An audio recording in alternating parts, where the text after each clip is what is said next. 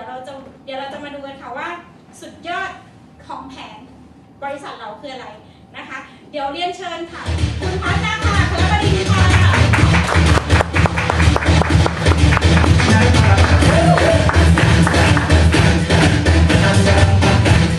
เอาผมไว้นะพี่เลยครับ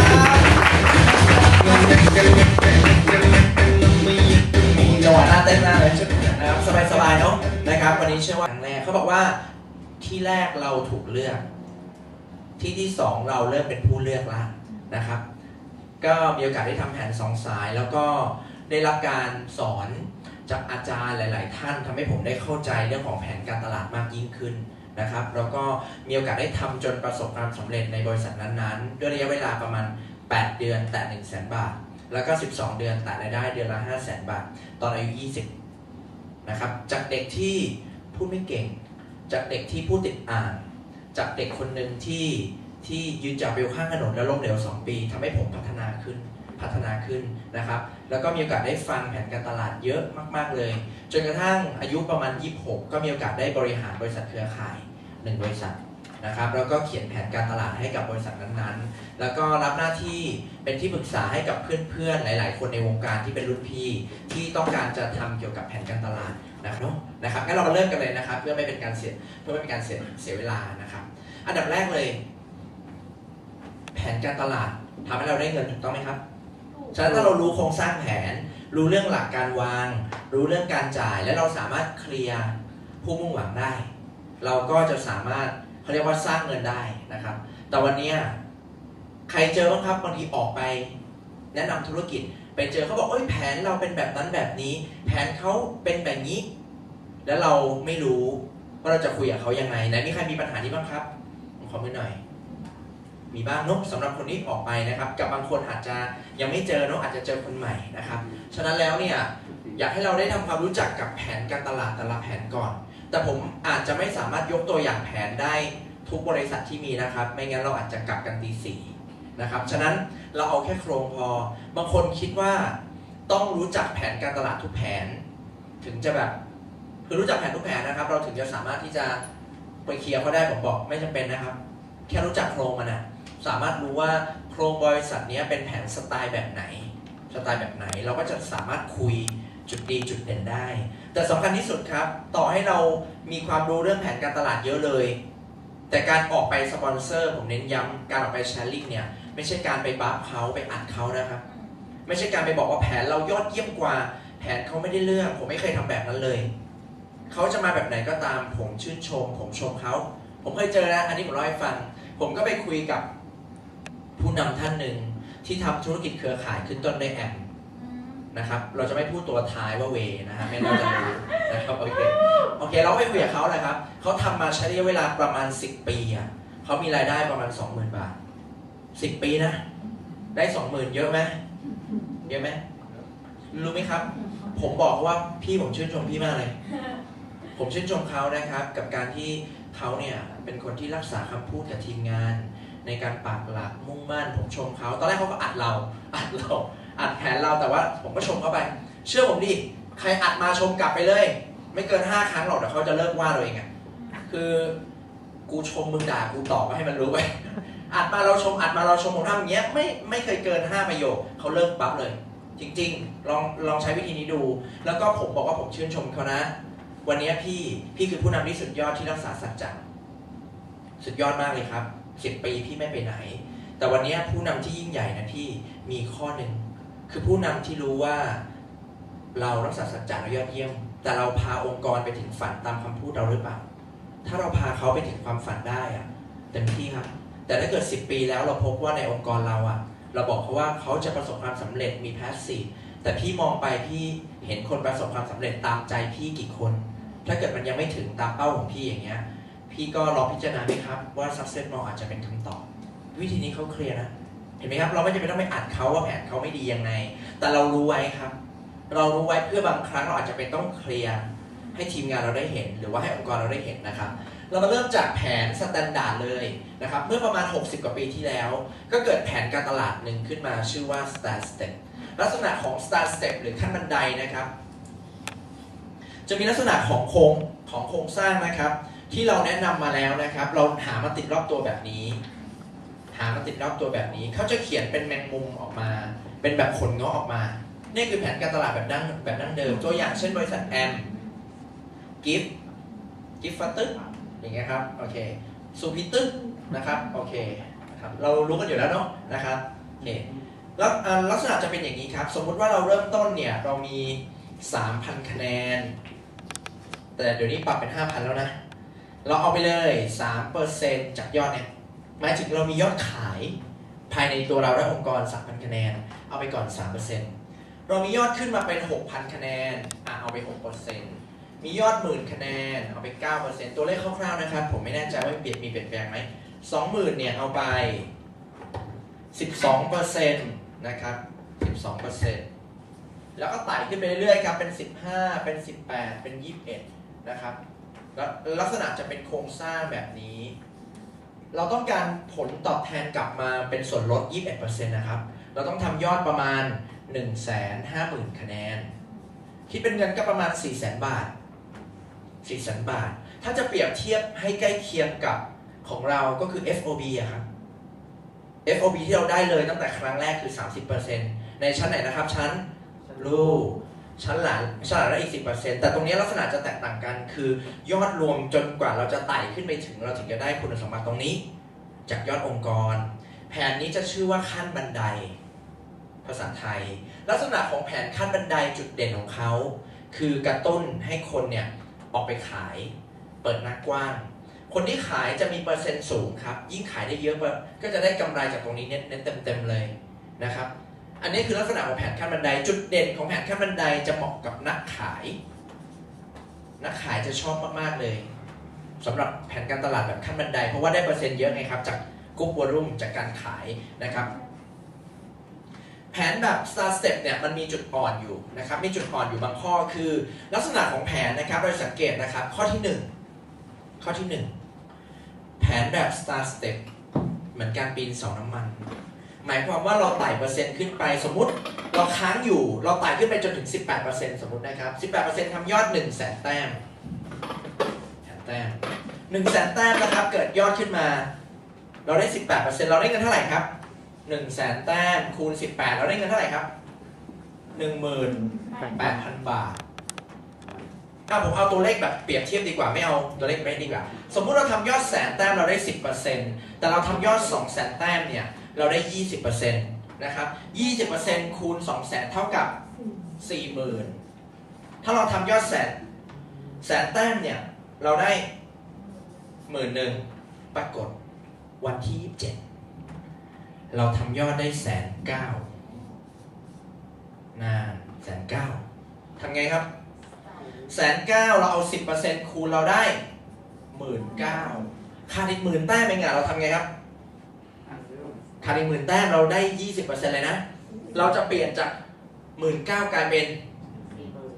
40,000 นะครับนี่คือปัญหาข้อที่ 1 ของ Star Step ทำให้บางคนนะครับตัดสินใจที่จะควักเงินตัวเอง 10,000 คะแนน 10,000 แต้มเพื่อเอาเปอร์เซ็นต์ขึ้นเป็น 20% นี่คือปัญหาข้อที่ 1 ของ Star Step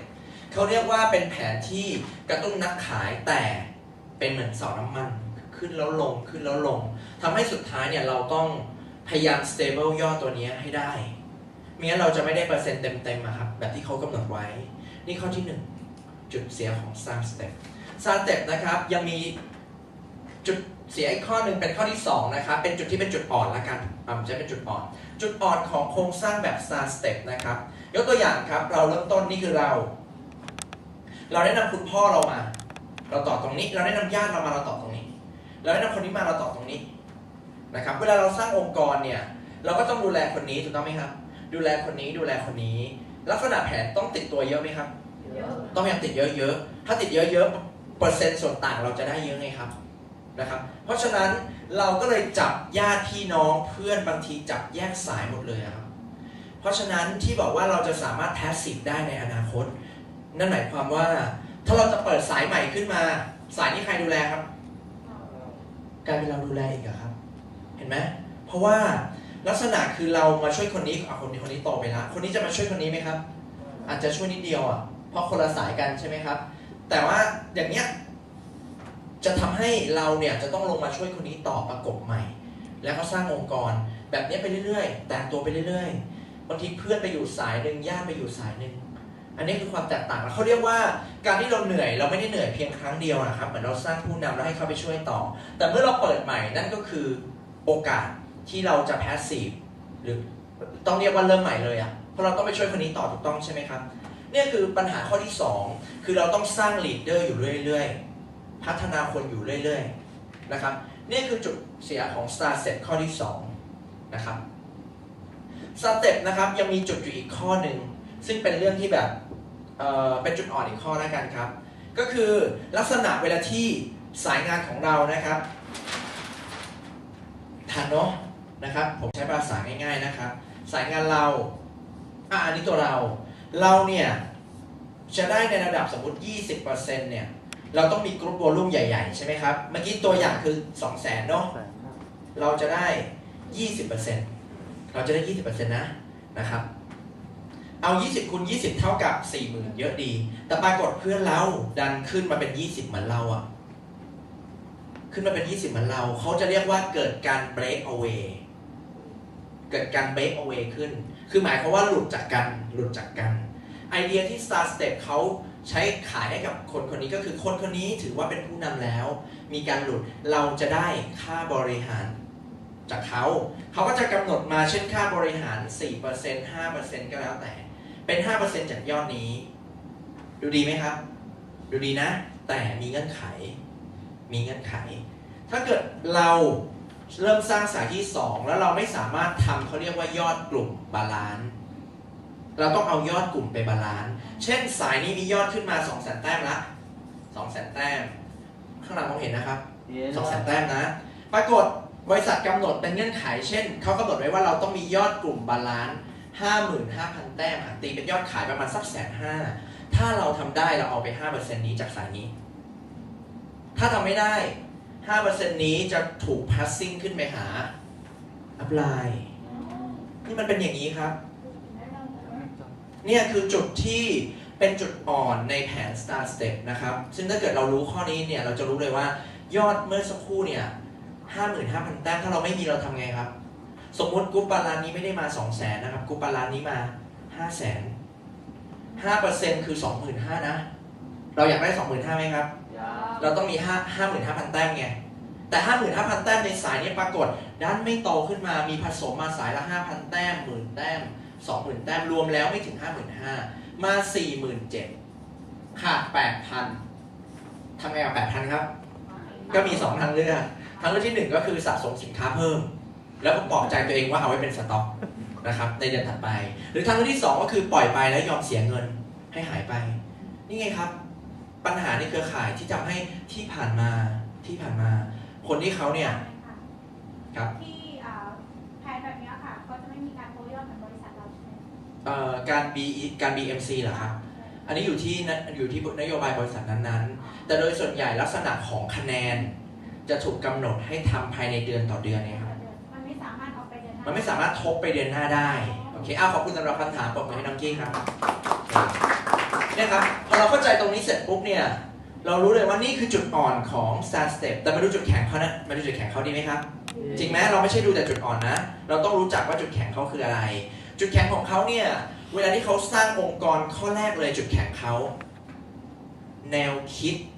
ของคนที่ทำจะแข็งแรงเหตุผลเพราะลักษณะของแผนการตลาดเป็นแบบนี้ต่างคนต่างหาด้วยตัวเองความเป็น business owner จะเกิดขึ้นครับก็คือหมายความว่าเขารู้สึกว่านี่คือธุรกิจเขาไงถ้าเขาไม่ทำออกไปอย่างเงี้ยขยายออกไปเนี่ยเขาจะไม่เติบโตขึ้นเขาก็จะขยายออกไปนะครับและทำให้วิธีคิดเขาถูกต้องตั้งแต่แรกในขณะที่ถ้าเปรียบเทียบมาในแผนแบบ2 สายงานแผนดีไหมครับนี่มีการเหวี่ยงลงมาช่วยกันนี่แบบนี้ยอดเยี่ยมไหมครับยอดเยี่ยมนะแต่นี่แหละครับคือจุดอ่อนของเราเช่นกันมันเป็นวิธีคิดของคนที่รู้สึกว่าน่าจะมีมาข้างหนึ่งจริงไหมก็ในเมื่อแผนมันเป็นแบบนี้ในขณะที่ Star Step ทำสายมากกว่าเราไหมครับมีจุดอ่อนเยอะกว่าไหมแต่วิธีคิดเขาแข็งแกร่งกว่าเรานั่นแหละครับคือความแตกต่างนะครับฉะนั้นสายงานที่ต่อลงมาแบบนี้ผมบอกว่าลองจินตนาการว่าทำอันนี้เลยครับแล้วใส่มาในแผนแบบนี้ คิดว่าเราจะโตไหมนะครับ ผมเคยคิดกรสนุกเล่นเองนะครับ แล้วก็อยากเล่าให้ฟังเขาบอกว่าคนจีนเนี่ยอย่านอนตื่นสายอย่าอายทำกินอย่าหมิ่นเงินน้อยอย่าคอยวาสนานะครับผมก็มีกรให้คนเครือข่ายบ้างนะครับอย่านอนตื่นบ่ายอย่าอายชวนคนอย่าบ่นจนท้ออย่ารอสายแข็งโอเคอยากจะรอให้บริษัทเวียงโอเคทีนี้ทำไมเราต้องคิดแบบนี้ก็ทำไมเอาความสำเร็จไปให้คนอื่นกำหนดเราอะรออยู่นั่นนะมาเมื่อไหร่มึงจะมาโยนมาดิแล้วกูตกจะได้รวยเป็นตัวอย่างรวยเป็นตัวอย่างก็เอาคนอื่นมากำหนดความสำเร็จอะทำไมชีวิตเราขึ้นอยู่กับคนอื่นหรือเปล่าครับเห็นไหมนี่คือจุดที่เป็นจุดเสียของเรานะต้องยอมรับนะสองสายมีจุดเสียแต่ถ้าเราเข้าใจวิธีคิดแบบเขาอะเป็นไงฮะสุดยอดไหมสุดยอดนะเราจะสามารถเติบโตด้วยวิธีคิดแบบนี้ฉะนั้นมันคือธุรกิจเรานะครับแต่เราก็รันไปพยายามช่วยองค์กรให้เต็มที่แล้วก็อย่าไปมองใครอย่าเอาใครมากำหนดเราทำด้วยตัวเองเลยผมก็ทำสองสายเลยครับรันด้วยตัวเองเลยนะครับนี่คือ Star Step ให้ถามก่อนมีใครมีคำถามไหมครับถามได้เลยครับปัญหาโอเคได้ครับเดี๋ยวทวนเป็นหัวข้อนะข้อแรกนะครับปัญหา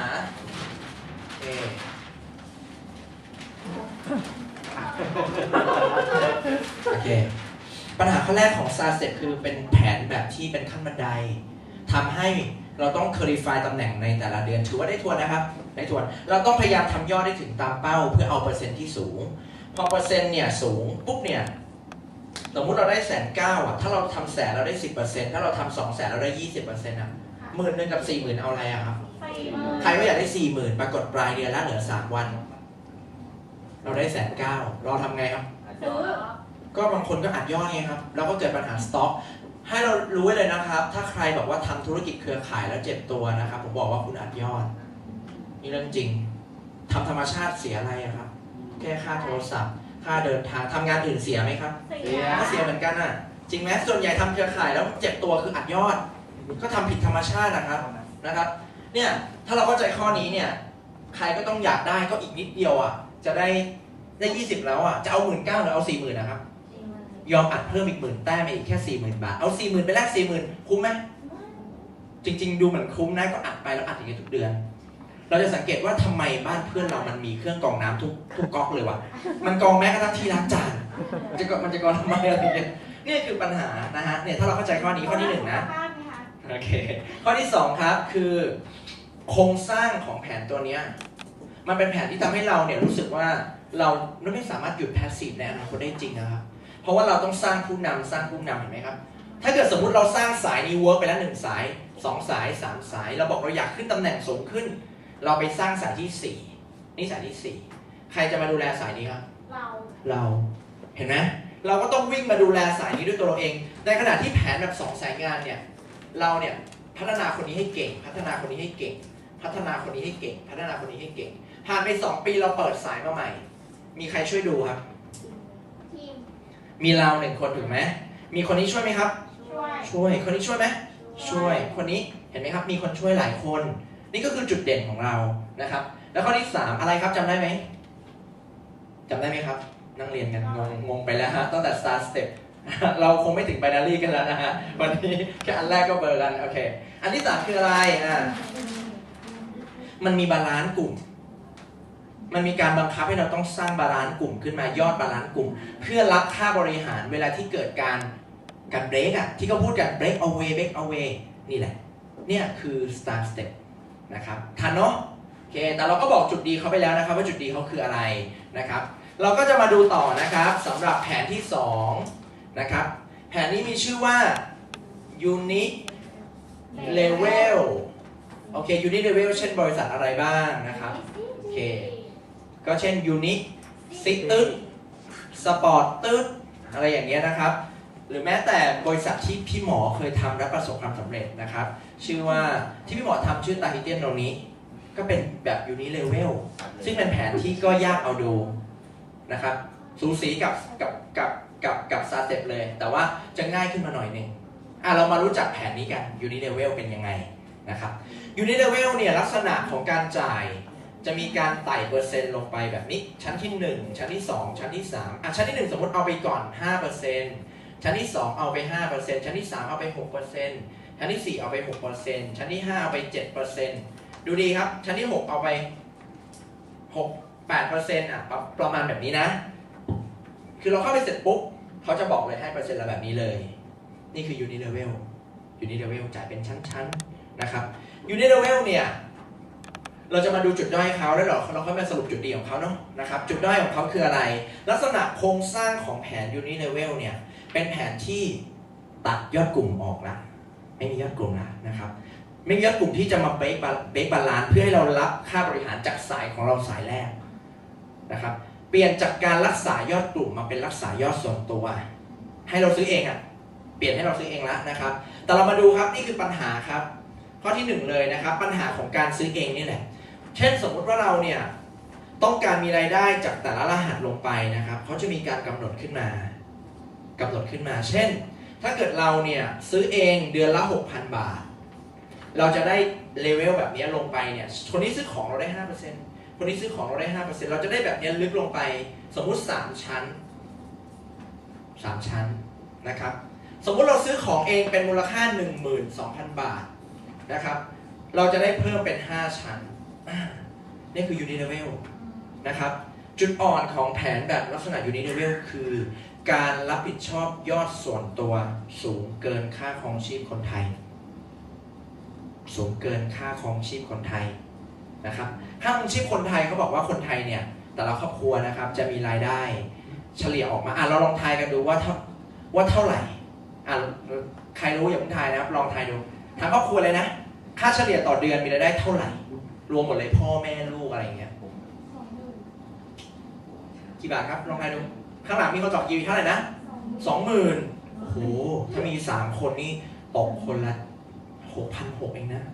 ใช่ไหมทายต่อเท่าไหร่ครับเท่าไหร่ลองทายดูไม่ต่ำกว่า 50,000 บาทเมื่อกี้บอกประมาณ 50,000 เนาะคิดว่ามันเท่าไหร่ครับประมาณ 50,000 เนาะโอเคนี่คือตัวเลขที่เป็นสแตทล่าสุดเฉลี่ยครัวเรือนละ 9,000 บาทโอ้โหเฉลี่ยครัวเรือนละ 9,000 บาทเท่านั้นนี่คือทั้งประเทศหารเฉลี่ยออกมาแล้วครัวเรือนหนึ่งมีรายได้ประมาณ 9,000 บาทเองแล้ว 9,000 บาทนะครับการที่จะกันเงินในการมาซื้อสินค้าอะไรก็ตามซึ่งเราขายไอเดียว่าเปลี่ยนที่ซื้อของโดยธรรมชาติแล้วเขาจะกันได้เฉลี่ยประมาณ 10-20% เท่านั้นฉะนั้นเมื่อมีการรักษายอดที่สูงปุ๊บมันครึ่งนึงของเงินเดือนเขาคือมีครึ่งนึงของค่าเฉลี่ยครอบครัวคนไทยทำให้เราจะสังเกตว่าบางคนที่เข้าไปทำจะมีแบบไฮโปรไฟล์หน่อยๆบางคนเป็นดารามีกระตังคือการเปิดตลาดบางทีเปิดได้เป็นกลุ่ม B ไป A เลยกลุ่มไฮโซผมมีคำถามครับถ้าให้เราเลือกทำธุรกิจเครือข่ายเนี่ยกลุ่มคนในประเทศสมมุติผมแบ่งเป็น3 กลุ่มนะกลุ่ม A เนี่ยถือว่าเป็นกลุ่มคนที่รวยมีตังไฮโปรไฟล์กลุ่ม B ถือว่าเป็นกลุ่มปานกลางนะครับกลุ่ม C อาจจะมีเงินน้อยนะครับ A B C ถ้าเราจะเปิดตลาดเราจะแนะนำเขาเข้าสู่ธุรกิจเนาะหรือเขาจะซื้อของเราอยากเปิดกลุ่มไหนเราอย่าเพิ่งตอบนะเราลองคิดดูว่าถ้าเราออกไปสปอนเซอร์คนที่เป็นผู้นำเขาจะตอบว่ายังไงแล้วดูว่าจริงไหมถ้าเราออกไปสปอนเซอร์คนที่เขาทำตลาดแบบขึ้นต้นด้วยนูอย่างเงี้ยนูสตึ๊กอย่างเงี้ยโอเคเราไม่บอกว่ากินตัวหลังนะฮะโอเคไม่งั้นเราจะรู้กันเราออกไปสมมติคนแอมอย่างเงี้ยครับคนยูนิซิตึ๊กอย่างเงี้ยเขาก็จะบอกว่าก็เปิดตลาดกลุ่ม A สิกลุ่ม A เนี่ยเป็นคนมีกระตังเป็นคนมีแนวคิดถ้าเขามีแนวคิดไงเขาถึงรวยเนี่ยคือผู้นำจะตอบเราแบบนี้สมมุติเราไปคุยกับบางคนทำบริษัทกิฟต์อยู่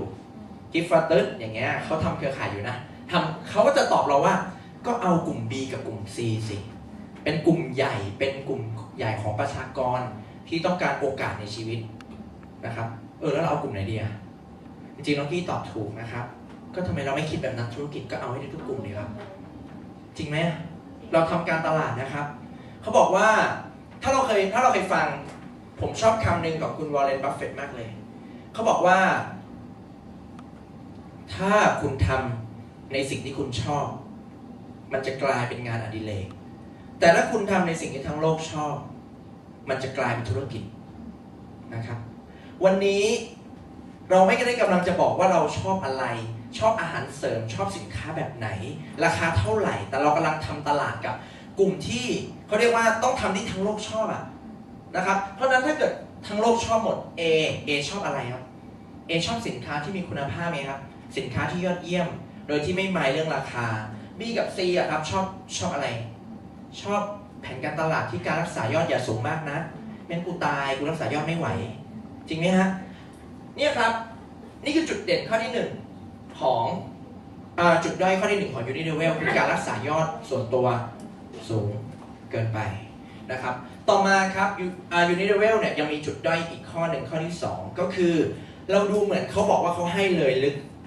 แบบนี้ใช่ไหมครับให้ลึกลงไปนะครับเราก็ไปสปอนเซอร์คนนี้ไปชวนคนนี้ไปชวนคนนี้ไปชวนคนนี้ลึกลงไปชั้นที่8ปรากฏเราเจอคนเวิร์ก1 คนเราได้6ชั้นที่8เราได้แล้วได้อะไรอ่ะได้หน้าไงโอ้โหดาวไลน์กูเองเวิร์กมากเลยได้ตังค์เป็นแสนได้อยู่ 2,000 เพราะว่ามันหลุดชั้นไงครับเห็นไหมชั้นหลุดออกไปเพราะเขาจะกำหนดชั้นนะครับพูดง่ายๆว่าถูกกำหนดชั้นรายได้ของเราเนี่ยคือ Unilevel นะครับจุดอ่อนข้อที่2ถูกกำหนดชั้นจุดอ่อนข้อที่3ของแผนการตลาดนะครับคือ Unilevel เนี่ยดูเหมือนไม่มีอะไรนะครับแต่จริงๆแล้วเราจะต้องสร้างสมมติ3สายงานหรือ5สายงานเขาจะมีข้อกำหนดเขาเรียกว่าทีมเขาเรียกว่ากรุ๊ปทีมสมมุติเรามีอยู่3สายงานที่มีคะแนนถึง 100,000 คะแนนเรารับไปเลยลึกไป6ชั้นถ้าเรามีคะแนน 200,000 คะแนนรับไปเลย7ชั้นมีคะแนนเลย5สายงานรับไปเลย8ชั้นแสดงว่าเราเนี่ยต้องมีลักษณะกรุ๊ปบาลานซ์เช่นกันดูเหมือนไม่มีกรุ๊ปบาลานซ์ในช่วงเริ่มต้นเหมือนสเต็ปนะแต่ความจริงแล้วกรุ๊ปบาลานซ์กำหนดชั้นในการรับแล้วรู้ได้ไงชั้นไหนเวิร์กครับทำไปไม่รู้เลยจริงไหมใครจะวันนี้ใครมีดาวไลน์ชั้นลูกที่ยังไม่ค่อยทำแต่ชั้นหลานวิ่งเอาไหมผมขอดูหน่อยครับ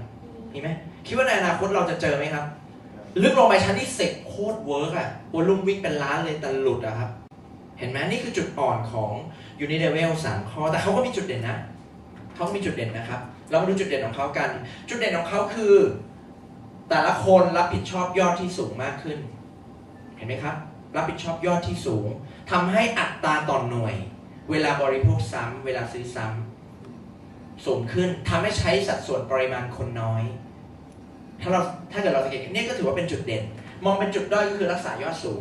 มองเป็นจุดเด่นก็คือมีอัตราต่อหน่วยที่สูงทำให้เขาใช้จำนวนคนไม่เยอะมากแต่สามารถตัดรายได้เป็นล้านได้นะครับแต่ถ้าหลุดชั้นก็จบอันนี้คือจุดอ่อนโอเคเราทำความรู้จักกับ Unilevel แล้วเราเห็นจุดเด่นแล้วนะครับถ้าเทียบกับของเราก็มีจุดอ่อนนะของเราเนี่ยรักษายอดเห็นไหมครับ1,000 เดียววิธีคิดของคนนะครับก็เลยถูกสตาร์ทความคิดไงยิ่งเครือข่ายที่ผ่านมาชอบพูดแบบนี้มากเลยเขาบอกว่าแผนเราไม่ต้องขายของแค่เพียงซื้อใช้เดือนละ900 บาทผมไม่เจาะจงบริษัทไหนนะฮะแค่เพียงซื้อใช้900 บาทคุณสามารถประสบความสำเร็จสามารถเกษียณได้ผมบอกว่ามันเป็นการฝัง mindset ลงไปให้คนนะครับในการที่จะเขาเรียกว่าแค่เพียงรับผิดชอบแค่ซื้อกินซื้อใช้ทั้งที่บางคนกูอยากซื้อ 5,000 แต่สมองจิตใต้สำนึกฝังไปแล้วว่า900 เปรียบเทียบง่ายๆครับเหมือนเปิดเซเว่นอีเลฟเว่นโอ้โหบริษัทนั้นสุดยอดมากเรามาเปิดเซเว่นกันไม่ต้องขายของเปิดไปเลย 8,000 สาขาไม่มีลูกค้าเดินเข้าเลยเจ้าของร้านซื้อกินเองเดือนละ900ด้วยรวยน่าดูนะครับสำหรับเนี่ยคือ mindset ที่ผิดนะครับผมอยากจะแชร์อย่างนี้ในขณะที่ผมยังอยู่ใน Unilevel อยู่นะครับธุรกิจที่มั่นคงจดชาร์ตนี้ไว้นะครับจดไว้เลยนะสำคัญมากๆเลยผมใช้สิ่งนี้ถ่ายทอดกับทีมงานทุกครั้งเลยคือธุรกิจที่มั่นคงต้องมีสัดส่วนเหมือนการสร้างตึกตึกต้องมีหินต้องมีดินต้องมีทรายเนาะนะครับผมเปรียบเทียบนะครับการสร้างธุรกิจนะครับสัดส่วนต้องเป็นอย่างนี้ครับ 10% เนี่ยคือนักขยายธุรกิจคนที่อาจจะขายไม่เก่งก็ได้แต่เป็นคนที่สอนงานเน้นพัฒนาคนสอนให้เขาทำงานเป็น อันนี้คือ 10% ที่จะทำให้ธุรกิจสมดุล 20% ครับเป็นนักขายที่เปิดลูกค้าดูแลลูกค้าและอาจจะเปลี่ยนลูกค้ากลายมาเป็นนักธุรกิจได้ถ้าเขาเปลี่ยนตัวเองเป็นนักขยายกับ 70% ที่เป็นผู้บริโภคลายมือผมไม่ค่อยสวยนะครับจดก็อาจจะอันนี้ได้ขยายขายแล้วก็ผู้บริโภคนี่คือสัดส่วนที่สมดุลนะครับมันเหมือนอย่างที่บอกครับเราขยายเซเว่นไปด้วยและแต่ละเซเว่นก็มีลูกค้าเข้ามาซื้อด้วยดีกว่าไหมครับดีกว่านี่คือสัดส่วนของหินดินแล้วก็ทรายที่ต้องสมดุลกันนะครับโอเคเราเข้าใจยูนิเวลจุดดีจุดเด่นของเขาแล้วก็จุดอ่อนแล้วนะครับผมพร้อมไปแผนที่3ต่อยูนิเวลใครมีคำถามไหมครับถามได้ไม่ต้องเกรงใจนะครับถามได้เลยสบายๆนะรักษายอดที่เท่าไหร่ประมาณสัก 5,000 6,000 ประมาณนี้ครับ 6,000 บาทอย่างที่บอกบางคนก็ได้ครับแต่บางคนก็ไม่ไหวต่อเดือนใช่แต่ถ้ารักษา 6,000 เอาไป 3% 5 ชั้นนะครับแต่ถ้าซื้อ 12,000 5% 5 ชั้นเลยเอา 6,000 หรือ 12,000 ครับขอ 12,000 ครับนึกออกไหมคือมันก็แบบโหดไปนิดนึงอะไรอย่างเงี้ยสำหรับค่าของชีพคนไทยเนาะแต่ของเขาก็มีจุดเด่นนะครับโอเคมีคำถามไหมครับไปต่อนะโอเคไปไบนารี่กันต่อนี่คือแผนที่3ที่เข้ามาในเมืองไทยแล้วก็ดังที่สุดโดนด่าเยอะที่สุดนะครับแล้วก็ทำเงินกันเร็วที่สุดแล้วก็ย้ายค่ายกันมากที่สุดเรามาดูกันจุดดีจุดเด่นแล้วก็จุดด้อยเขาเอามาดูจุดด้อยกับไบนารี่นะครับไบแปลว่า2นะครับอะไรขึ้นต้นว่าใบจะเป็น2ใบครับเช่นใบใช่ผมรู้ทันมุกกันโอเคใบนะฮะไบนารี่แปลว่า2สาย2สายใบมันเกิน2นะโอเคเกิน2โอ้มีดีเทลมาด้วยโอเคไบนารี่นะฮะเรามาดูลักษณะไบนารี่จะเป็นอย่างนี้ครับมีแค่นี้มีแค่ซ้ายกับมีแค่ขวาคนจะบอกซักเซ็ตมอเป็นไบนารี่หรือเปล่าอะไรอย่างนี้นะครับเดี๋ยวผมจะค่อยๆเล่าให้ฟังเนาะนะครับนี่เขาเรียกว่าโครงสร้างของเขาเรียกว่าไบนารี่นะครับไบนารี่เนี่ยสมมุติเรามีซ้าย1ขวา1นี่คือยุคแรกเลยนะเขาจะนับเป็นขวดด้วยซ้ำยุคแรกจะเป็นขวดกันเช่นว่านชักมดลูกซ้าย3ขวดขวา3ขวดเอาไป 1,000 บาทอะไรอย่างนี้นะโอเคเราไม่เจาะจงบริษัทไหนนะฮะโอเคครับโอเคเป็นลักษณะขวดอย่างนี้จุดด้อยของไบนารี่ครับลองดูนะครับซ้ายมาเลยครับ100 ขวดขวามาเลยครับ70 ขวดบริษัทบอกว่าจ่ายให้ต่อวันต่อรอบสังเกตคำนี้ดีๆครับต่อวันต่อรอบเขาบอกว่า100 โค้ดดีกว่า100 โค้ดเป็นขวดจะเห็นภาพกัน100 โค้ดโอเคมี100 รหัสเกิดขึ้นฝั่งนี้มี70 รหัสบริษัทบอกจ่ายสูงสุดวันละ 20,000ให้ดูดีเนี่ยวันละ 20,000 ก็คือ20 คู่เขาจะใช้คำว่าคู่นะครับเป็นคู่วันนี้ครับซ้ายมาเลย100 โค้ดขวามาเลย70จ่ายสูงสุดเท่าไหร่ครับทำไงที่เหลือโอ้งดงามมากครับโอน 20,000 เข้าบัญชีเราแล้วบอกว่าจ่ายออกมา20 คู่100 ล้างกระดานทิ้ง70 ล้างกระดานทิ้งเรื่องใหม่มันเป็นแบบนี้ไบนารี่ยุคแรกนะครับเนี่ยมันเป็นอย่างนี้เลยนะครับคือซ้ายสมมติถ้าวันนี้มาสมมติแล้วถ้าสมมติวันนี้มาอย่างนี้วันนี้มา17 คู่ฝั่งนี้มา10 คู่อย่างนี้จ่ายเท่าไหร่จ่ายเท่าไหร่ครับจ่าย10 คู่นะก็คือคู่ละ1,000เอาไป10,000ฝั่งนี้เหลือ7ฝั่งนี้เหลือ0เนาะวันรุ่งขึ้นมาอีกครับฝั่งนี้มา25ฝั่งนี้มา22 คู่อย่างนี้จ่ายเท่าไหร่ดูดีๆนะไม่ใช่ครับนี่คือเงื่อนไขเขาจ่ายไปแล้ว10ใช่ไหมครับเขาจะจ่ายอีกแค่10เพราะว่าเรียกว่าครบรอบ1 วันนะคะเขาจะนับเป็นวันและรอบสมมุติวันนี้เรามีไซส์20ขวา20อันนี้เรียกว่า1วันแต่ถ้าเราสมมติเรามีไซส์100ขวา100ก็จ่ายแค่20แต่ถ้าวันนี้สมมุติวันนี้จ่ายไป10 คู่แล้ววันรุ่งขึ้นมาอีกข้างละ100ก็จะจ่ายอีกแค่10เท่านั้นถือว่าครบรอบไหมครับ10มาบวกกับอีก10รวมเป็นเท่าไหร่ครับเนี่ยครบรอบแล้วก็จะจ่ายออกมาอีกแค่10แล้วสมมติมา250ฝั่งนี้มา220จ่ายเท่าไหร่ครับก็มาไอ้นี่มันวันเสาร์คนมาเยอะล้างกระดาษทิ้งหมดเลย นี่คือ binary ครับเนี่ยเราจะได้รู้จักมากมากขึ้นแล้วนี่คือจุดอ่อนข้อที่ 1ของเขาคือ binary ข้อที่ 2ครับธรรมชาติของลักษณะแผน2สายโอเคครับเราก็ไปเจอคนนี้เวิร์กมากเลยเวิร์กสุดๆเลยวิ่งสุดๆเลยครับฝั่งนี้ก็เขาว่าคนเก่งก็จะได้คนเก่งไปสปอนเซอร์คนเก่งไปเจอคนเก่งไหลไปเลยครับคะแนนค่านี้วิ่งไปเป็นแสนๆเลยฝั่งนี้เจอคนงงก็จะได้คนงงแล้วก็งงมันต่อไปนะฮะฝั่งนี้ก็อาจจะมา 3,000 ธรรมชาติอะข้างนี้วิ่งเป็นแสนแต้มข้างนี้ 3,000 เราได้ข้างไหนครับข้างน้อยไปเทียบเห็นไหมนี่คือ binary จุดตายข้อที่ 2คือโตสายเดียวไม่ได้ตังค์ทำให้ถูกพัฒนาขึ้นมาไงครับใน10 ปีนี้เลยมี matching เกิดขึ้นมานี่คือ binary ยุคแรกเลย3ครับจุดตาย binary ข้อที่ 3คือเรื่องของจุดอ่อนคือเรื่องของการที่สามารถเปิดได้หลายๆรหัสเปิดได้หลายๆรหัสนะครับยุคนี้มีเอามาเทิร์นใหม่แล้วนะแผนการตลาดแบบที่แบบสามารถเปิดได้หลายๆรหัสด้วยการที่บอกให้เรามีโควต้าในการที่จะเป็นตัวแทนขายบัตรเติมเงินก็ได้ขายสาธารณูปโภคก็ได้ดูดีมากเลยอ่ะดูดีในวิธีคิดนะแต่1คนสามารถทำธุรกรรมได้หมดแต่เปิดกัน7รหัส15รหัสเปิดทำไมครับก็ในเมื่อมันหนึ่งโค้ดมาทำธุรกรรมได้แล้วอ่ะนี่คือลักษณะการซ่อนกึ่งมันนี่เกมเอาไว้นี่ผมกล้าพูดเลยนะครับผมชนเลยถ้าเกิดผมเจอแบบนี้ถ้าเป็นเพื่อนเราเป็นห่วงเขาเลยครับบางคนบอกว่าเติมเงินแล้วคุณมีโอกาสได้ตังค์จากการลงโค้ดและค่าสมัครคนน่ะมันเริ่มเข้าขายมันนี่เกมแล้วนะครับนี่คือลักษณะโครงสร้างแบบ binary มีจุดอ่อนกี่ข้อนะครับ3ข้อนะโอเคผมใช้พอยต์หลักๆเอาไว้นะครับเราจดได้จดนะครับสำคัญเวลาเราออกภาคสนามเราจำไม่ได้ถามได้ครับเช่นบริษัทอะไรบ้างโอ้หลังไม่ครับกันนั้นเลยจุดก็ได้โอเคเกี่ยวกับเติมมือถือทั้งหลายที่มีการเปิดมากกว่า1โค้ดขึ้นไปนะครับเพราะการทำธุรกรรมจริงๆใช้โค้ดเดียวทำได้ไหมครับได้แล้วเปิดทำไมหลายโค้ดนะครับจริงไหมอันนั้นแหละครับโอเคแต่เราไม่ไปเจาะจงแล้วกันนะครับเราไม่อยากไปนี่เอามาดูจุดดีของเขาบ้างเขาก็มีข้อดีนะครับด้วยลักษณะของใบของใบแปลว่าอะไรครับ2สังเกตนะครับเราไปเจอคนนี้ไปชวนคนนี้คนนี้ไปชวนคนนี้คนนี้ไปชวนคนนี้ต่อไปชั้นที่20อยู่เชียงใหม่เวิร์กมากเลยครับยอดวิ่งขึ้นมาเลยยอดวิ่งขึ้นมา 500,000 อยู่ข้างซ้ายเราไหมครับ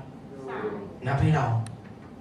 ฝั่งนี้เราไปเจอคนนี้ครับคนนี้ไปชวนคนนี้ลึกลงไป50ชั้นไปเจอหาดใหญ่บอกเวิร์กสุดๆล่ะชอบแก้แผนวิ่งสุดๆเลย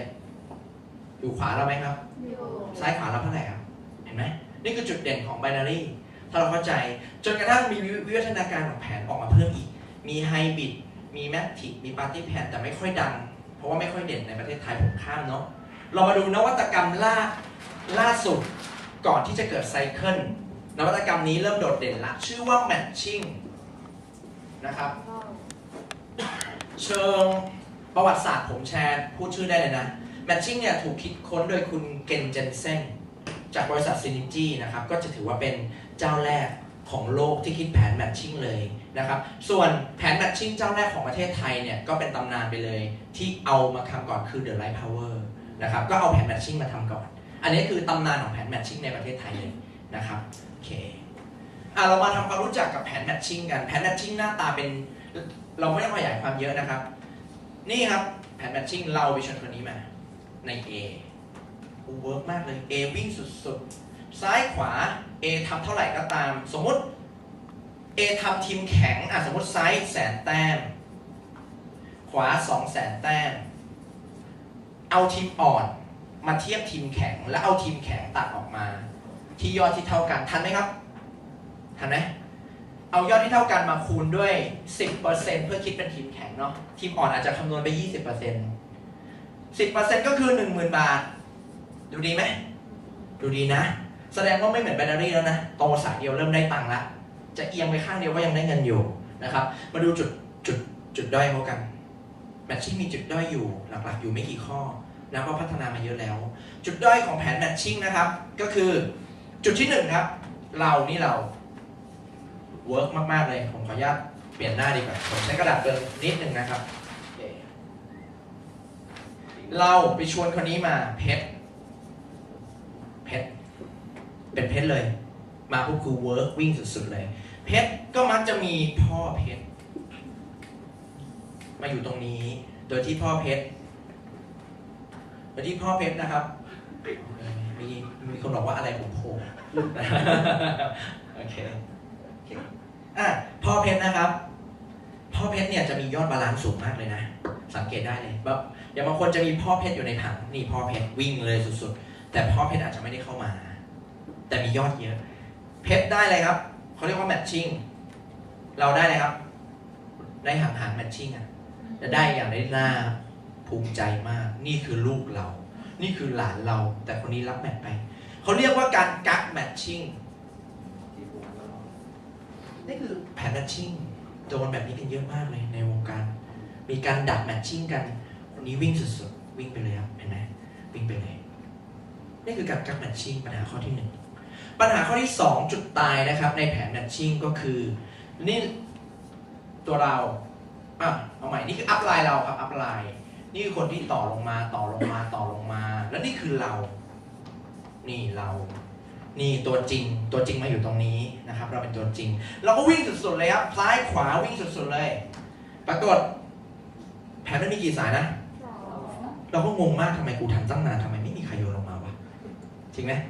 เมื่อกี้คือวิธีคิดในการที่เราบอกว่าเราทำของเราถูกต้องใช่ไหมครับ แต่ว่าแล้วข้างบนไปไหนเขาทำอะไรกันอยู่ ก็จะเกิดการไล่ตบขึ้นมาไล่ตบอย่างเมามันนี่เป็นลักษณะแผนที่ทำให้สุดท้ายตรงนี้ก็รู้สึกว่าทำไมไม่มีคนโยนทำแผน2 สายไม่มีคนโยนก็เกิดความน้อยใจงั้นกูไปเป็นเขาเรียกตัวปิดเนาะแน่เป็นตัวปิดของผังเหรอวะเนี่ยอะไรอย่างนี้นะครับก็จะเกิดความคิดลบคนเหล่านี้ก็จะมีการสอนลงมาวัคซีนระบบความคิดตรงนี้ว่ามันคือ business owner คิดแบบ aversive แบบที่ผมสอนเมื่อกี้เลยคิดแบบนี้เลยมันเป็นธุรกิจของเราแต่จริงเป็นวิธีคิดที่ถูกต้องนะแต่แผนกำหนดให้เป็นแบบนี้ไงครับเห็นไหมคนก็เกิดความน้อยใจทีนี้เรารู้ละแมทชิ่งจุดอ่อนไม่ค่อยเยอะนะมีแค่2 ข้อโอเคครับเอาเป็นว่าเราเคลียร์เนาะเรารู้จุดอ่อนแล้วคราวนี้เราจะมาเจาะลึกแผน Success Mall กันดีไหมครับอันนี้เป็นของ A2 ใช่ไหมคะอันนั้น A2 MM อะไรอย่างนั้นใช่ไหมครับโอเคเราไม่ไปเอ่ยถึงเขานะครับทุกที่เขาดีหมดเขามีข้อดีข้อยอดเยี่ยมอย่างที่บอกนะครับผมย้ำอีกครั้งสำหรับคนที่เพิ่งเข้ามาเราเรียนรู้แผนการตลาดแต่ละแผนไว้ไม่ใช่เพื่อบัฟใครทุกที่ให้นึกไว้เลยครับคน1 คนเขาอยู่ค่ายไหนก็ตามเขาตั้งใจทำเพื่อครอบครัวอย่าไปบัฟเขาก็ทุ่มเททำของเขาเราต้องเข้าใจเขาอกเราแต่ว่าเราก็มีสิทธิ์จะรู้ครับว่าวันนี้จุดอ่อนในแต่ละแผนมันคืออะไรแล้วเรามีจุดเด่นยังไงเพื่อที่บางครั้งเราจะคุยให้เขาเคลียร์ให้เขาฟังได้นะครับเรามาดูกันคราวนี้มาเข้าสู่ Success Mall หรือแผนการตลาดที่ชื่อว่า Cycle มาดูจุดเด่นกันนะครับสำหรับ Cycle ผมไล่เป็นข้อเลยนะแล้วลองจดลองผ่ากันดูนะครับข้อที่1เลยเราไล่ตั้งแต่ลักษณะโค้ดก่อนดูลักษณะโค้ดกันนะโอเคแผน Success Mall มีกี่ระดับครับมี Member สมัคร300มี Supervisor 750แต้มมี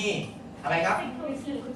Executive นะครับ Executive นะครับ3,000 แต้มจุดเด่นจุดที่1เลยนะครับก็คือการวางลักษณะของโค้ดการขึ้นตำแหน่งสมูทและใกล้เคียงกับพื้นฐานค่าของชีพคนไทยดูดีๆนะครับ 3,000 บาทกับ 12,000 บาทกำลังดีครับมันกำลังดี 3,000 บาทเนี่ยก็จะเหมือนคล้ายๆบริษัทที่น้องกี้พูดว่า A2 MM ดาวอะไรนั่นนะครับใช่ไหมครับโอเค 3,000 บาทเนี่ยก็โอเคเนาะถือว่าได้เลยคือลักษณะโค้ดเล็กๆกำลังดีใครก็ทำได้เนาะนะครับแต่ลักษณะโค้ดเดียวก็ดูดีเวลาพรีเซนต์แต่ก็มีข้อเสียคือโค้ดเล็กเกินไปใช้ปริมาณคนเยอะมากๆในการจะขึ้นตำแหน่งระดับมีเงินเป็นล้านต้องมีหลายๆพันคนเลยครับถึงจะได้เงินเป็นล้านถือว่าเป็นจุดเด่นของเขานะแต่ก็มีจุดด้อยอยู่ในตัวและยิ่งไปบวกกับวิธีการคิดที่เขาสอนลงมาไม่ต้องขายของ อย่างเงี้ยนึกออกไหมฮะมันยิ่งสตาร์ทลงมาจาก 3,000 เหลือ 900 อย่างเงี้ย มันก็จะหดเล็กลงไปเรื่อยๆทำให้ต้องใช้ปริมาณคนสูงมากจนบางคนถอดใจเข้ามาทำผ่านไป2 เดือนได้ตังค์600อย่างเงี้ยครับเขาก็ถอดใจออกไปเนาะเพราะว่าลักษณะโค้ดมันเล็กนะครับก็ถือว่าเป็นจุดเด่นและเป็นจุดด้อยนะครับมีบางบริษัทที่มีลักษณะโค้ดขึ้นไปถึง 70,000 แสนกว่ามีไหมเคยได้ยินไหมมีนะครับเราไม่นับที่กำลังระสำระสายอยู่แถวตึกนี้ที่เอาเงินมาลงเฉยๆแล้วนั่นไม่ใช่ธุรกิจแล้วนะครับโอเค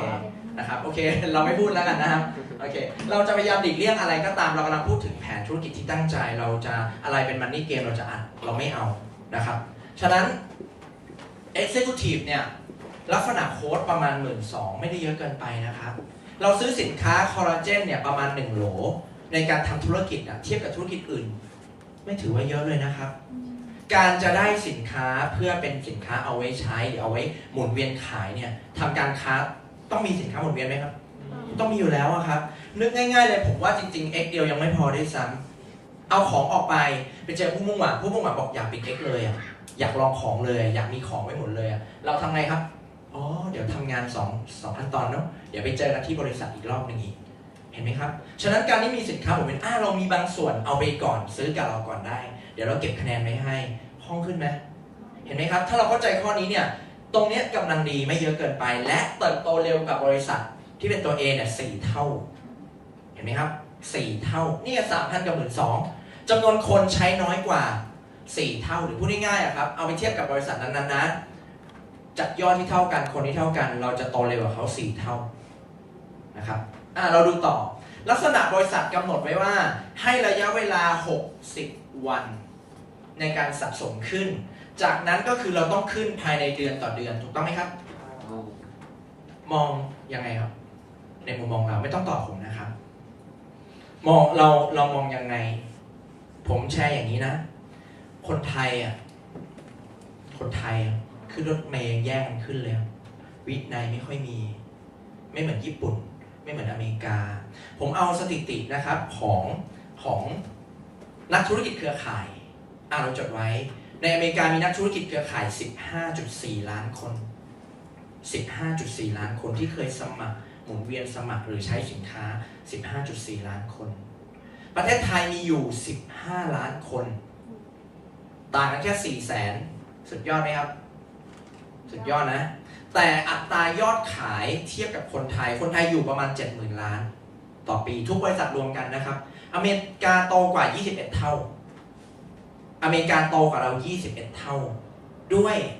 จำนวนคนเท่ากันแต่เขาโตกว่าเรา21 เท่าครับต่างกันแค่400,000 คนแต่โตกว่ากัน21 เท่าเพราะว่าอะไรครับวินัยครับบางบริษัทบอกปล่อยไปเลยสะสมไปเลยผมถามก็เลยไปเลยครับวันนี้ก็เลยไปปิดบริษัทหน้าเลยไปปิดโค้ดที่ใหม่เลยไปเลยก็ไม่มีวินัยครับแต่ถ้าเกิดว่ากำหนดเป็นเดือนนี่ก็โหดไปเนาะต้องมาภายใน1 เดือนบางทีมันก็ไม่มีความยืดหยุ่นซัสเซนมอออกแบบได้ฉลาดมากเลยนี่คือจุดเด่นนะดูดีนะครับให้ระยะเวลา60 วัน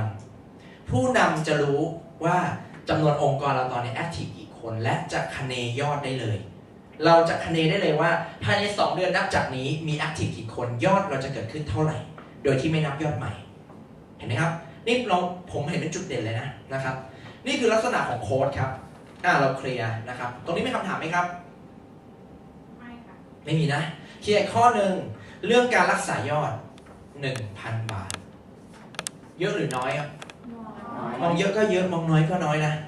แต่เราต้องยอมรับข้อหนึ่งนะครับต้องยอมรับเลยเวลาเราออกไปทำการตลาดเนี่ยเราออกไปนะครับเราจะเจอคนพูดแบบว่าเนี่ยคน 80% เขาไม่ชอบการรักษายอดกัน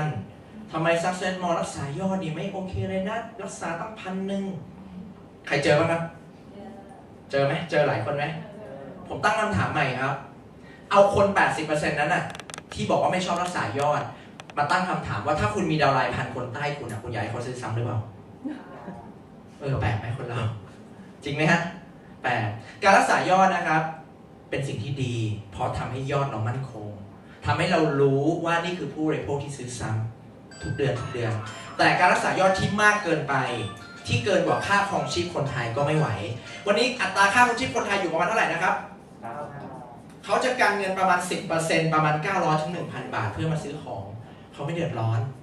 ยิ่งเป็นสินค้าที่จำเป็นต้องใช้อยู่แล้วหรือจ่ายอยู่แล้วตามท้องตลาด เปลี่ยนที่ซื้อย่อมดีกว่า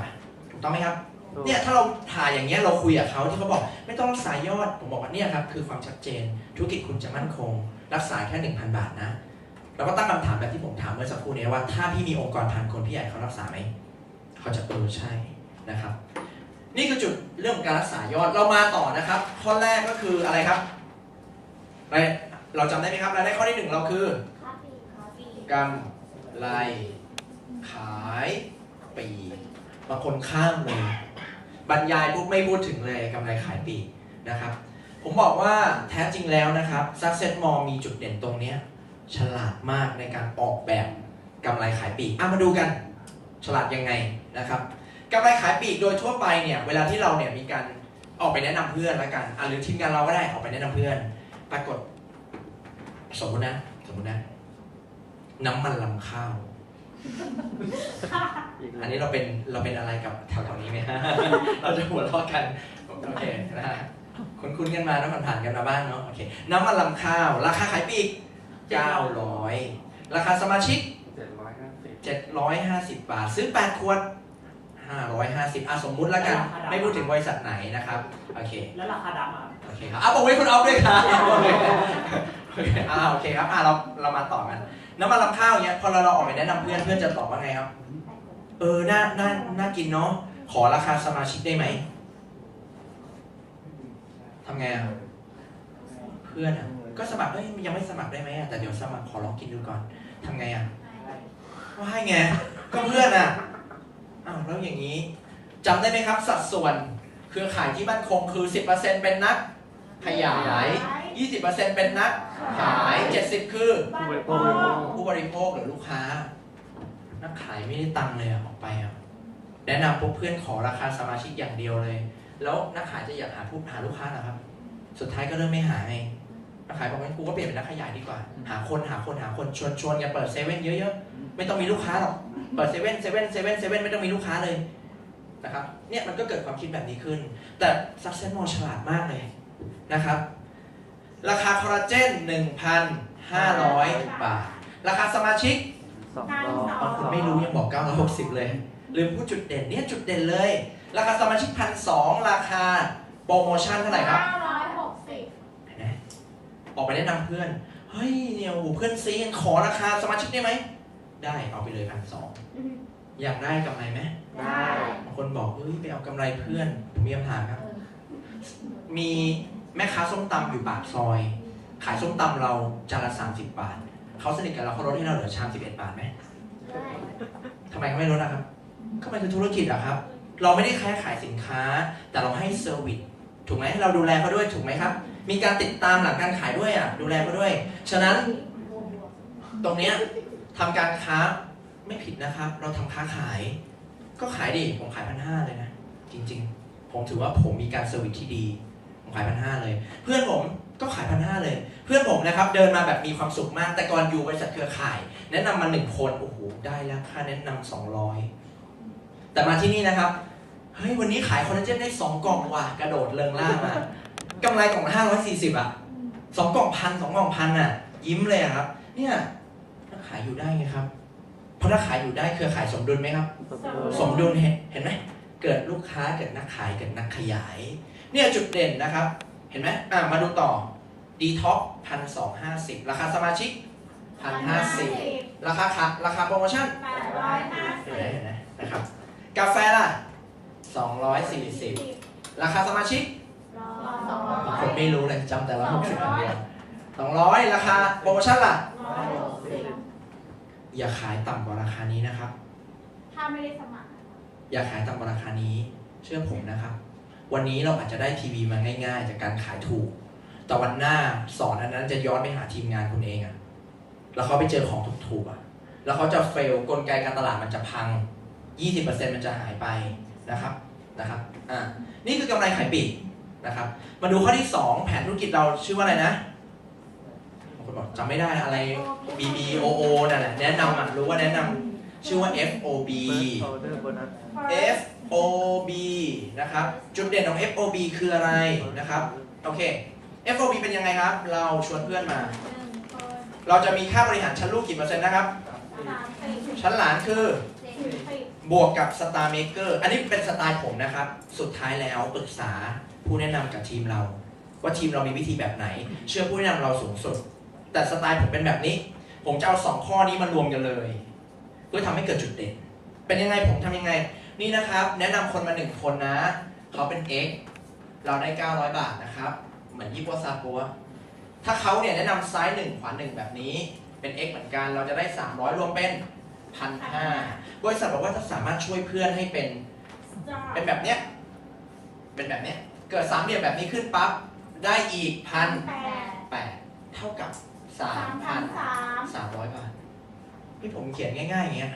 ต้องเปอร์เซ็นต์บนหัวเดี๋ยวค่อยๆเข้ามาฟังในห้องจะมีสอนอยู่เอาง่ายๆเลยเนี่ยหามา1คนนะทำให้เขาเป็น x นะครับช่วยเขามีไซส์ x กว่า x รับไป3,300ง่ายไหมหา2คนช่วยเขาเป็น x มีไซส์ x กว่า x รับ 6,600 หา4คนล่ะ 13,200 บาทเมื่อสักครู่ปิด x ไปเนี่ย12,000หามา4คนช่วยเขาเป็น x เหมือนกันแบบนี้รับแล้ว 13,000 แปลว่าของยังไม่ทันขายเลยอะ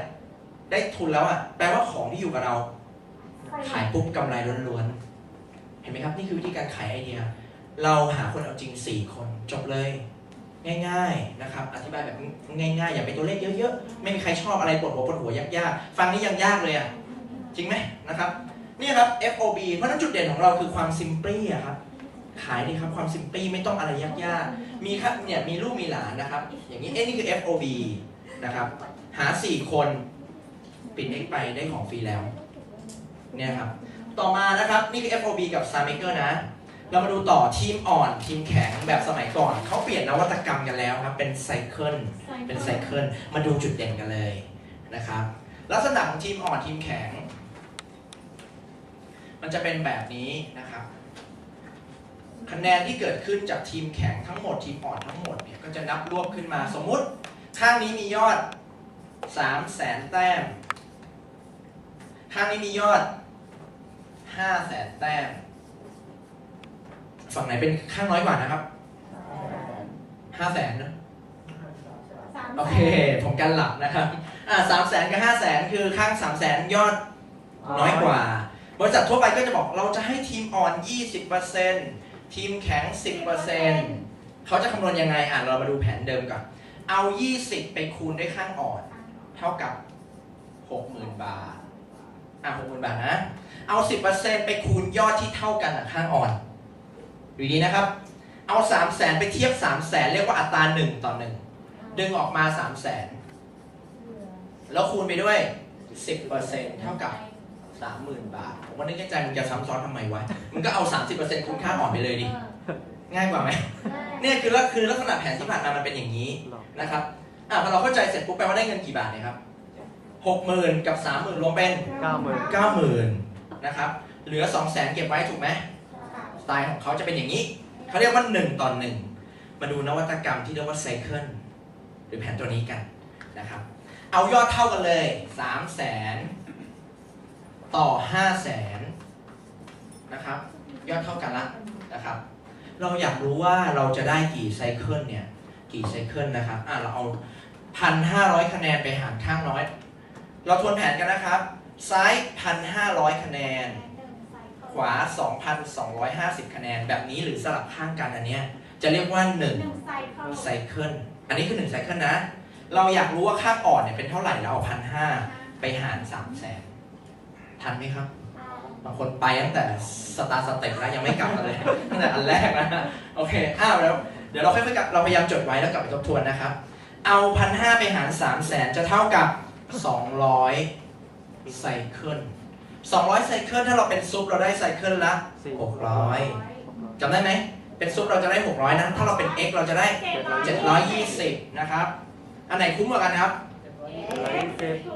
Executive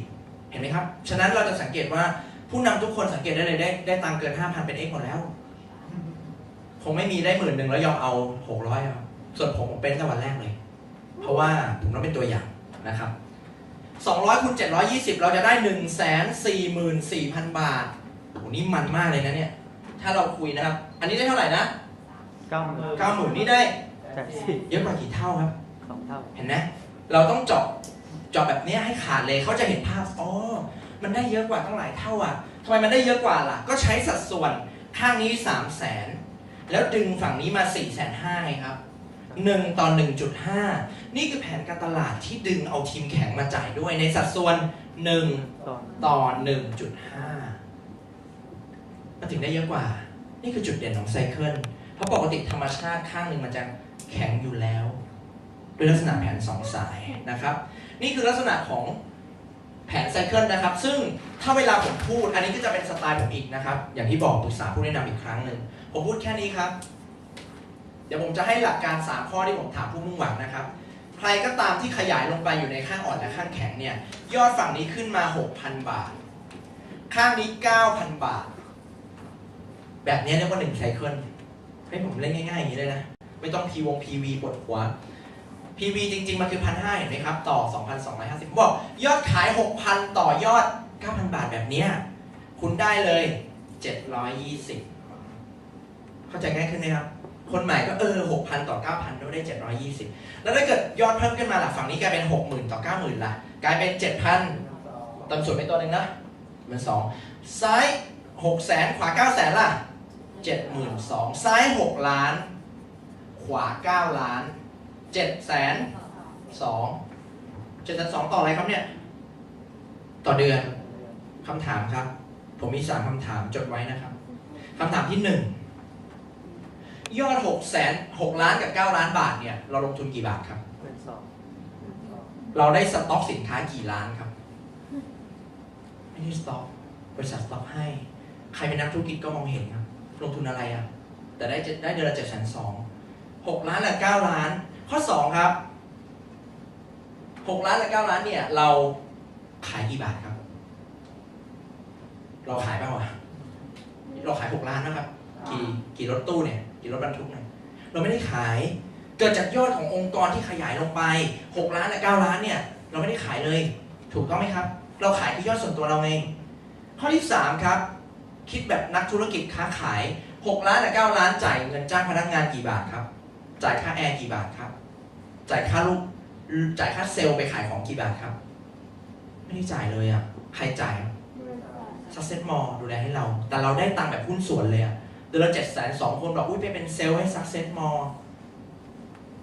บางคนเข้าใจอย่างนั้นผมบอกว่าการเป็นเซลล์คือการที่เราไปขยายให้เขาเมื่อวันที่เราหยุดเขายึดยอดเราไปหมดเนี่ยคือเซลล์แต่นี่คือเราเข้ามาเป็นหุ้นส่วนกับบริษัทเราจะมียอด6ล้าน7ล้าน10ล้านเราจะอยู่จุดไหนก็ได้บริษัทโอนตังเข้าบัญชีเราอยู่702,000เนี่ยสูงสุดเท่าไหร่ครับ 1,152,000 บาทต่อเดือนมหาศาลนะถ้าใครเข้าใจข้อนี้นะครับเนี่ยเวลาผมอธิบายง่ายๆอย่างเงี้ยครับ3คำถามคนเป็นนักธุรกิจเห็นภาพเลยนะครับโอเคเราเคลียร์เนาะตรงนี้เนาะอันนี้เป็นในเชิงการเจาะคราวนี้นะครับมาดูเรื่องของไฮไลท์ละเมื่อสักครู่ผมโจทย์เอาไว้ว่าแมทชิ่งถามก่อนได้ที่หนูเคยเจอคำถามอะค่ะอย่างสมมติว่าเรามีข้างอ่อนข้างแข็งใช่ไหมคะแล้วมันยังมีส่วนข้างแข็งที่เหลืออยู่เราสามารถเอาไปเดินถัดไปได้หรือว่าหลังเก็บไปเดินถัดไปถูกต้องจริงๆเก็บทั้งอ่อนทั้งแข็งเลยใช่ไหมคะใช่ถูกต้องครับดูดีนะถ้าเราสมมุติเรามีซ้าย 1,700 แต้มขวาเรามี 3,000 แต้มหลังจากคิดไซเคิลที่ 1,500 กับ 2,200 แล้ว200 แต้มเก็บในงวดถัดไปนะครับ750 แต้มเก็บเป็นงวดถัดไปมีคนบอกอีกเนี่ยแล้วถ้าไม่รักษายอดทำไมบริษัทไม่เก็บไว้ให้ล่ะบอกมันเป็นเงื่อนไขอะครับถ้าไม่รักษาแล้วคุณจะไปอยากได้อะไรครับถูกไหมผู้นำต้องรักษายอดหรือเปล่าเราอยากให้ทีมงานเรา1,000 คนรักษาไหมจริงๆมันเป็นวิธีคิดนะครับที่ผมถามจริงคิดลบแล้วรวยอะครับคิดทำไมอะครับจริงไหมโอเคหนูเจอคำถามมาอย่างนึงว่าจุดของ A2 นะคะเขามีข้อดีตรงที่ว่าสมมติว่าจะมีข้างหนึ่งที่เขาโตเท้าช้างนะคะแล้วเขาไม่สามารถเอามาทำเป็นเงินเป็น PV ได้เขาบอกว่าบริษัทเขาก็จะมีในส่วนทำเป็นมูลนิธิอะไรนะครับเพื่อการกุศลอะไรสักอย่างซึ่งจริงๆเราก็สามารถคุยกับเขาได้ว่าเราสามารถเอายอดจากตรงนี้ไปโอเคอันนี้เป็นที่เจอมาเนาะคือเขาก็บอกว่าที่เขาเนี่ยไม่ได้เอาทีมแข็งมาจ่ายไม่ได้แข็งมาจ่ายเนี่ยเพราะว่าเขาเก็บไว้เป็นมูลนิธิ เราก็สาธุเขาเลยครับ สุดยอดจริงๆจริงๆเราก็ต้องยกย่องเขาเพราะว่าเขาทำดีถูกต้องใช่ไหมครับแต่จะดีไหมครับถ้าสิ่งนี้เป็นผลงานเราก็ควรจะจ่ายออกมาให้เราดีกว่าไหมครับโอเคนะครับโอเคฉะนั้นแต่เราไม่ต้องกังวลนะเพราะว่าเขาก็เป็นบริษัทที่ดีในการที่จะมีมูลนิธิ Success Mall เหมือนกันนะครับคุณหมอบอกว่ารายได้ 10% ที่เป็นยอดของผลกำไรบริษัทจะให้กับมูลนิธิหมดเลยนะครับเขาดีเราก็ชมไปเราไม่เป็นต้องแย้งทุกข้อหรอกครับเขาดีเราก็ชมเขาไปเนาะนะครับโอเคมีคำถามไหมครับตรงนี้เดี๋ยวเข้าสู่ไฮไลท์ละผมเลยจะบอกว่าด้วยโครงสร้างแผนแบบนี้พอเรามาดูเราจำได้ใช่ไหมครับปัญหาแมทชิ่งเจอกี่ข้อนะครับ1คือโดนกั๊กแมทชิ่ง2คือปัญหาตัวปิดในองค์กรนะครับซ้าย 6,000 บาทขวา 9,000 บาทได้เท่าไหร่นะ720 บาทถ้าเราช่วยเพื่อนเราได้720 บาทเนี่ยเราจะได้ค่าบริหาร7คือ2 บาทผมเขียนแค่นี้เองง่ายๆไม่ต้องเปอร์เซ็นต์อะไรนะครับแต่ถ้าเกิดเรามีซ้าย1ขวา1และมีทีมอ่อน10,000 แต้มแต่นี่ผมอาจจะไม่ได้เขียนให้คนใหม่นะครับอันนี้เรามาเจาะกันเอาเพิ่มไปอีก36 บาทนะครับเพิ่มอีก36 บาทถ้าเรามีซ้าย2คนขวา2คนที่เราแนะนำตรงและมีทีมอ่อน 20,000 แต้มเอาไปเลย144 บาทในชั้นลูกแปลว่าทุกครั้งที่ลูกเราเนี่ยได้ 6,000 เนี่ย 9,000 เนี่ย720 บาทเนี่ยเราจะได้144 บาทง่ายไหมอย่างนี้ดูง่ายดีนะครับทีนี้มันแก้ปัญหาจุดอ่อนยังไงดูดีๆครับเราเพชรกลับมาอีกแล้วครับเพชรมีพ่อเพชรเหมือนเดิมเลยนะครับพ่อเพชรนะฮะพ่อเพชรวิ่งสุดๆเลยคะแนนมาเยอะมากแต่ไม่เคยเห็นตัวเพชรรับแมทชิ่งทุกเดือนเลยเป็นเจ้าพ่อแมทชิ่งไม่มีข้างอ่อนนะครับโอเคมีโดนใจอะไรใครโอเคเพชรนะครับก็จะวิ่งไปพ่อเพชรมาเลยครับ720 บาทเพชรเอาไป72 บาทยังพอทนเวลาผ่านไปพ่อเพชรได้720,000อารมณ์เพชรจะเริ่มไม่นิ่งแล้วครับกูหายไปกี่บาทวะเนี่ย10เป็น 20% นะเพชรได้แค่72,000แต่ถ้าเพชรแนะนำคนไว้ข้างนี้เพชรจะได้เพิ่มเป็น140,000โอ้โหหายไปเดือนละเกือบ100,000เพชรเริ่มไม่มันละเพชรก็จะวางซ้าย1ขวา1และมีข้างอ่อน10,000 แต้มเพื่อให้รับ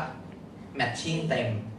เพชรมีซ้าย2ขวา2และมีข้างอ่อน 20,000 แต้มเพื่อรับแมทชิ่งเพิ่ม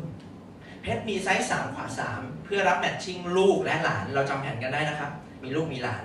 เพชรวางซ้ายบอลขวาบอลเพื่อรับแมทชิ่ง20 ลูก20 หลานแล้วก็10 เหลนสุดท้ายเพชรสร้างข้างนี้ไหมครับ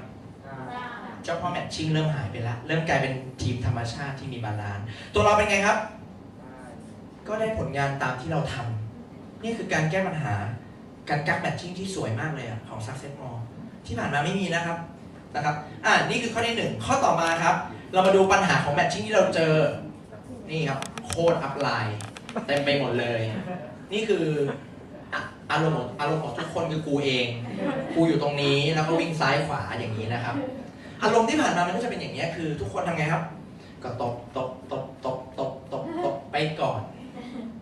สำหรับในแผน Success Mall แต่ดูดีๆครับโครงสร้างตัวนี้ถ้าใครวางแล้วเข้าใจนะวาง2 สายแต่แรกดูดีนะครับ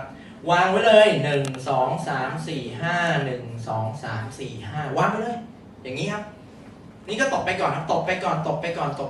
จะไปตันที่โกไปค้าอยู่ที่โกเพราะเงื่อนไขของการรับแมทชิ่งเต็มคือต้องมีซ้ายบอลขวาบอลและเป็นบอลที่แอคทีฟคือมีคะแนนทุกเดือนในเดือนนั้นๆสรุปคือต้องสร้างคนฉลาดมากๆเลยสุดท้ายโกคนนี้ต้องทำไงครับก็ต้องเอาแมทชิ่งมันเยอะนะลึกหลายชั้นก็ต้องโยนลงมาในที่สุดนี่เรียงไว้เรียบร้อยแล้วเห็นไหมครับโยนลงมาสุดท้ายต้องโยนจนกว่าจะเจอบอลแปลว่าปัญหาตัวปิดจะหายไปขอให้เรามีวิธีคิดที่ถูกต้องในแผนแบบ2 สายงานและเดี๋ยวอานิสงส์จะมาเองนะครับโอเคปรบมือได้นะครับโอเคนี่คือความสุดยอดของแผนการตลาดจริงๆครับนี่คือสิ่งที่ยอดเยี่ยมนะครับในแผนที่ทำให้เราเนี่ยไม่เกิดตัวปิดในผังสายงานในอนาคตจริงๆนะครับเราเคลียร์ไหมครับ2 ข้อนี้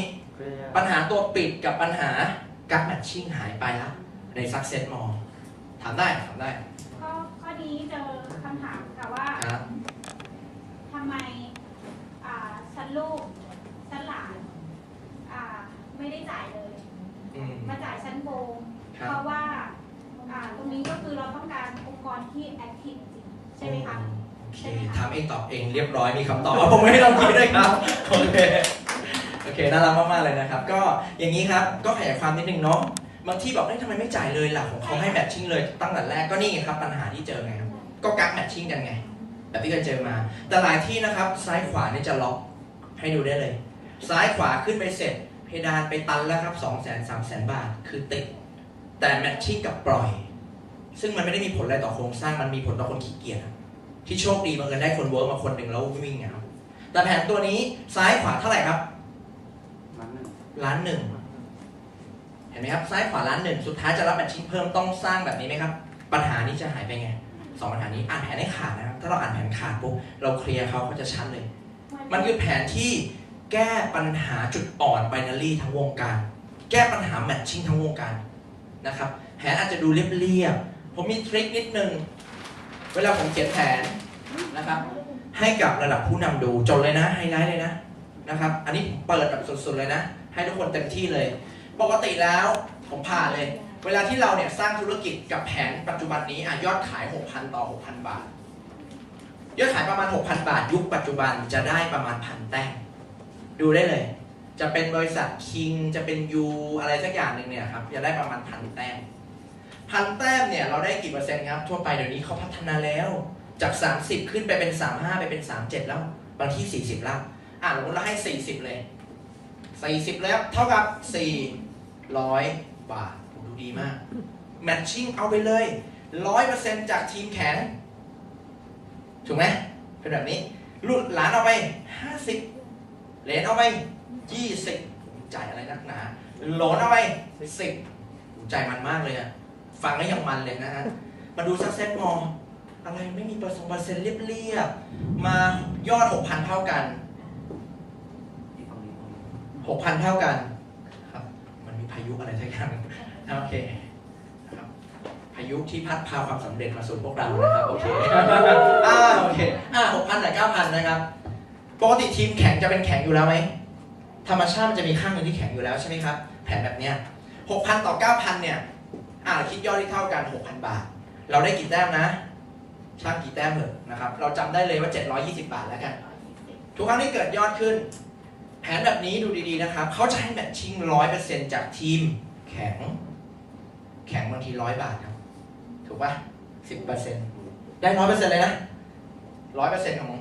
ของเนี้ยก็คือ100 บาทหลานเอาไป50ทันไหมครับเริ่มไม่ทันกันแล้วใช่ไหมครับผมดูจากแววตาทันไหมเอาใหม่นะ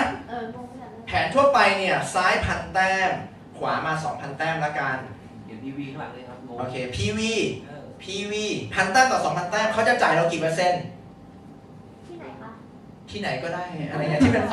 สายเขาจะให้เราตีโอเคน้องจริงๆน้องพูดถูกนะครับสมมุติละกันว่าเป็นที่หนึ่งที่จ่ายเรา 37% ละกันเขาจะแบ่งออกเป็นทีมอ่อนเนี่ย27กับทีมแข็ง10นึกออกไหมครับแปลว่า 10% ของยอดที่เขาได้มาเนี่ยคือสมมุติ370 บาทเอาแผ่นนี้เลยแล้วกันมันจะแบ่งเป็นทีมแข็งเนี่ยคือ100 บาทไงทันไหมครับให้เป็นทีมแข็งเนี่ย100 บาทเขาบอกเขาจ่ายแมทชิ่ง 100% ก็คือ100ของ100 บาทไงครับก็คือ100 บาทนึกออกไหมทีมงานเรา1คนมีบาลานซ์เราได้100 บาททีมงานเราชั้นหลานมีบาลานซ์เราได้อีก50 บาทเหรียญเราได้20 บาทโหลเราได้10 บาทนะครับเห็นไหม150 20 10ซักเซตมองให้แค่นี้ครับ20แล้วก็10โอ้100 กับ 200อันไหนเยอะกว่ากันนะ100เยอะกว่า100 กับ 20อันไหนเยอะกว่าของเราเยอะกว่า100เยอะกว่า100% ดูเหมือนเยอะกว่าดูดีๆนะครับอ่านให้ขาดตรงนี้สำคัญมากแต่บาลานซ์เราสูงกว่าและเป็น20จากทั้งหมดไม่ใช่20จากทีมแข็งอย่างเดียวทั่วไปนะครับจดเลยนะครับเป็น 100% จากทีมแข็งเท่านั้นเป็น50จากทีมแข็งเท่านั้นไม่ใช่ทั้งหมดนะครับแต่แบบตัวนี้เป็น20จากทั้งหมดทั้งไซเคิลเลยเอา20คูณ720เท่ากับ144 บาทตรงนี้เท่ากับ144 บาทตรงนี้เท่ากับ72 บาทเทียบกันหมัดต่อหมัดเลยครับตรงนี้ให้370ตรงนี้ให้720เยอะกว่าประมาณเกือบ2 เท่า ตรงนี้100 บาทกับ144เยอะกว่า 1.4 เท่า ตรงนี้ครับชั้นหลังเหมือนกัน 50 บาทกับ อันไหนเยอะกว่าครับ 20% นี้เยอะกว่าเกือบ3เท่านะครับ ตรงนี้10เลนเหมือนกันโอเคเลนเหมือนกันโอเคตรงนี้20กับ72เยอะกว่า 3.5 เท่า 3.5 เท่าโอเคนะครับจดไว้ก่อนเดี๋ยวค่อยศึกษาเนาะตัวเลขมันหนาใจนิดนึงโอเคเดี๋ยวเราค่อยไ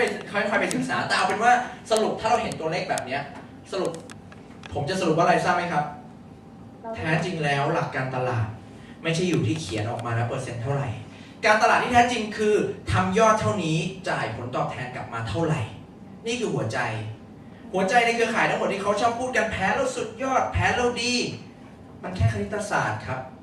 ความเป็นจริงคือยอดที่เท่ากัน success more จ่ายสูงที่สุดณเวลานี้ในท้องตลาดครับถ้าเราผ่านมาแบบนี้นะครับรับรองคนที่ฟังก็จะรู้จริงเห็นไหมครับอย่างนี้โอเค มันมีตัว A2 นะคะบอกว่า อันนี้มีปัญหาส่วนตัวกับ A2 แล้วเนี่ย ชีวิตมันคุกคีกับ อ๋อโอเคคุกคี A2 เยอะนะฮะ MA มาครับ ของเขาเนี่ยจ่าย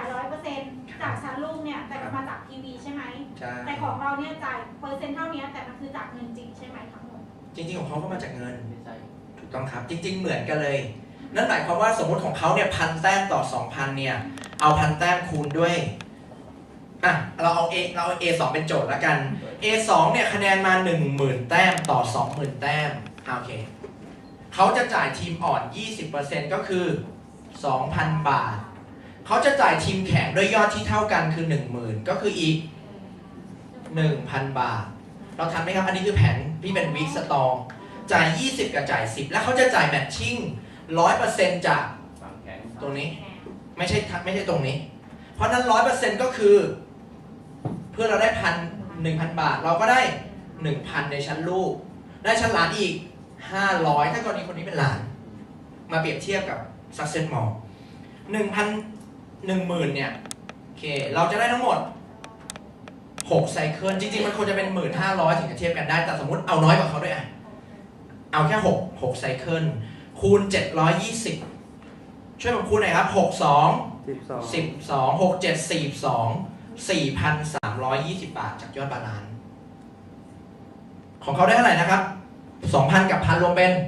3,000 เขาได้แมทชิ่ง 1,000 กับ 500 ใช่ไหมครับสมมุติเราเป็นคนแนะนำรหัสนี้เราได้ 20% ของก้อนนี้ในชั้นลูกเป็นเท่าไหร่ครับ